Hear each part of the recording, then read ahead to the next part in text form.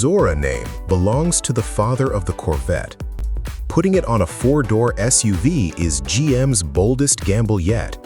By the end of this video, you'll understand why attaching the ZORA name to an SUV is either the most respectful tribute in Corvette history or the most controversial engineering decision GM has made in 70 years. There's one engine under this hood that makes every other performance SUV's powertrain argument look incremental. I'll get there. And does a $150,000 Chevrolet SUV justify its price against the Cayenne Turbo GT and the Urus? My answer depends on a number that most coverage has missed entirely. We're covering the interior, the exterior, and the powertrain, and where this brief purportedly started, not in product planning, in a specific debate the Corvette engineering team had about whether ZORA Arcus Duntov's greatest engine legacy belonged in two seats, or whether it deserved a bigger stage. Here's the most significant decision in this vehicle, and it's not the ZORA name, and it's not the exterior bodywork. It's the engine, the LT6, the 5.5-liter flat-plane crank V8 from the C8 Z06. 670 horsepower, naturally aspirated, with an 8,600 RPM redline. Not turbocharged, not electrified. 8 cylinders, atmospheric pressure, spinning to numbers that Ferrari charges 6 figures to approach. Here's the engineering challenge that makes this remarkable. Flat-plane crank V8s produce secondary-order vibration patterns that conventional AWD front differentials amplify through their mounting structure. It's why every serious flat-plane V8 performance car has historically stayed rear-wheel drive. Integrating the LT6 into an AWD SUV without losing its acoustic and mechanical character required a specific solution that no production vehicle has previously attempted. My opinion, choosing the LT6 over a turbocharged alternative is the most important technical decision in this program because it defines what the ZORA X actually is, not a fast SUV, a naturally aspirated sports car that happens to seat 4. Speculative tech number 1. Active harmonic isolation AWD mount. Electro-hydraulic differential mounts measure the LT6's flat-plane harmonic output in real time and apply equal and opposite counterforce through the mount body. The engine retains its acoustic character completely. The AWD driveline doesn't amplify its secondary order imbalance. This is the engineering reason a flat-plane V8 can live in an AWD SUV without becoming a different engine. The powertrain case is the foundation. The cabin built around it is where the ZORA argument becomes personal. The interior of the ZORA X is built on a tension that most performance SUVs never resolve. How do you make a cabin feel simultaneously track-focused and genuinely habitable? 2 decisions address it directly. First, the dual panoramic display. The instrument cluster and infotainment are housed in a single curved glass panel spanning the full cockpit width. The tachometer on the cluster side shows its redline at 8,600 RPM. That single number communicates more about this vehicle's character than any piece of marketing copy ever written for it. For anyone who's owned a C8 Corvette and missed having real passenger space, this is the interior GM built in response.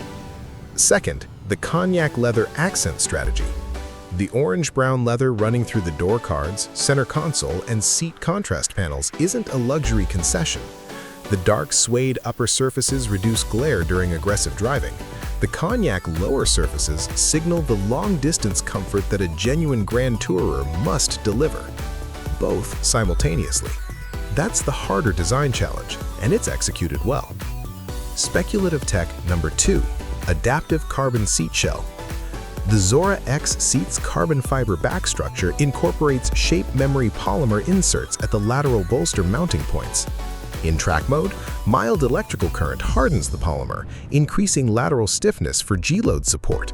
In comfort mode, the polymer relaxes, allowing natural flex.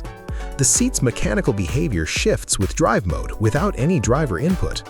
A fixed high bolster seat ideal at 1.0 G is uncomfortable at 0.2 G. This system is right for the situation, not optimized for one condition. Where I think they've left room to improve, the physical climate control panel below the main screen uses rotary knobs that feel appropriately driver-focused, but the labeling density is higher than ideal for a $150,000 vehicle. Every control surface at this price point should communicate with immediate clarity. These are close, not quite there. The cabin makes a coherent GT argument. The backstory behind why the ZORA name was chosen for it reframes the exterior section entirely. Here's what I can tell you now. The ZORA X brief reportedly originated from a specific question the Corvette engineering team asked themselves. Does the LT6, the greatest naturally aspirated V8 in American automotive history, make a more complete performance argument in 4 doors than in 2? The ZR1 badge on the front fascia tells you what level that answer was set at. The front end's large lower intake openings don't feed an intercooler. The LT6 is naturally aspirated. They feed a high-flow radiator managing the substantial thermal output of a 670 horsepower engine at sustained high RPM. The LT6's heat rejection requirement actually exceeds a comparable turbocharged unit at equivalent output because the engine operates at elevated temperatures continuously rather than in peak and recover cycles. The thermal management architecture is as demanding as the performance claim. The active rear spoiler is not a styling element. It counterbalances the front splitter's downforce contribution. And the V8 badge displayed on the rear deck is, in this specific era of electrification, a declaration as much as a specification. Estimated overall length? Approximately 192 inches on a 120-inch wheelbase. Ground clearance at approximately 6 inches. This exterior holds because every element, the splitter, the haunches, the active spoiler, traces to a single engineering logic: maximum performance output at minimum vehicle mass. The aero case is made, the powertrain makes it matter. The LT6 5.5-liter flat-plane V8 delivers 670 horsepower at 8,600 RPM in AWD configuration. Context: the Porsche Cayenne Turbo GT produces 631 horsepower. The Lamborghini Urus Performante produces 666. The ZORA X exceeds both from a naturally aspirated engine. That's a significant engineering statement, not a marginal one. For anyone who's driven a Cayenne Turbo GT at full throttle, the delivery here will feel fundamentally different. Turbo V8s build to their peak and plateau. The LT6 builds linearly, continuously all the way to 8,600. It doesn't surge, it ascends. Speculative tech number 3, linked active aero control. The front splitter and rear spoiler share a control module reading vehicle speed, steering angle, and brake pressure simultaneously. Above 80 miles per hour with brake input, both elements deployed to maximum downforce configuration in coordinated sequence. Front splitter angles down, rear spoiler extends, shifting aerodynamic balance rearward to counteract front axle dive under hard braking. On a vehicle approaching the Urus's performance envelope, that coordinated aero response is the difference between confidence-inspiring and genuinely unsettling. The powertrain and aero case is complete. Whether it's worth the price is where the full ZORA X argument either earns its name or doesn't. Now, here's what I actually think, and I'll be completely straight with you. The ZORA name isn't disrespectful.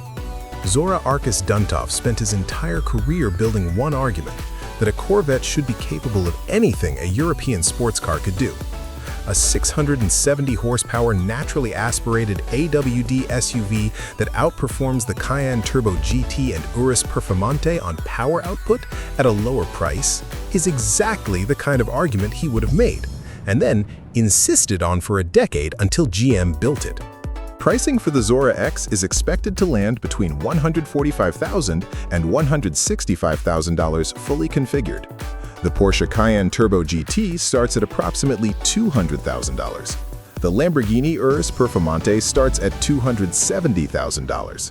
The ZORA X delivers 670 naturally aspirated horsepower, more than both competitors, at $35,000 to $55,000 less than the Cayenne and less than 2/3 the Lamborghini's price.